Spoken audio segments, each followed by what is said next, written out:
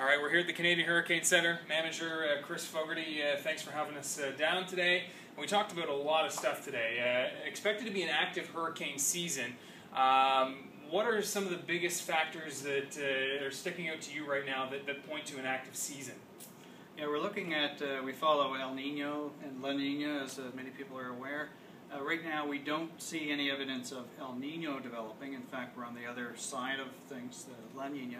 So it looks like an active season just with that alone. And also we're noticing water temperatures well above normal in the Atlantic Ocean. And we're monitoring weather pressure patterns off the eastern United States, which are a little bit below normal. That increases the chance of storms up into Atlantic Canada.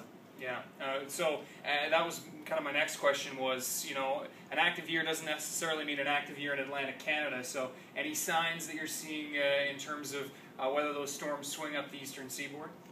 Yeah, well, we've seen some early storms already in the Caribbean and the southern Gulf of Mexico, so that's anything that forms down in that area naturally will trend up toward eastern Canada. And we do see lower than normal pressures between Nova Scotia and Florida, an area that we watch closely. If that's the case during May and June, which we've seen slightly below normal, means that those storms may have a tendency to track up a little bit higher than normal chance of tracking up. So we'll be watching that as we move into the midsummer. You forecasted a few storms in your day. What are the biggest challenges you guys face here in the Canadian Hurricane Center predicting storms for this region?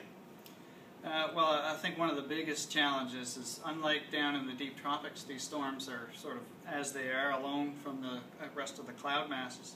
Once they get into Canada, in the higher latitudes, the eastern U.S., they start to merge with non-tropical low-pressure systems, fronts. We saw Sandy, Igor in Newfoundland, many events in recent years where hurricane met with front or non-tropical low to produce very heavy rain or even extreme winds. So that's a big challenge up here in eastern Canada. And finally, you know, you have been forecasting storms for a few years now. How much better are we now at predicting these storms, not only, you know, in advance, but when they're bearing down on us in terms of landfall? How much better are we getting at honing in on these things?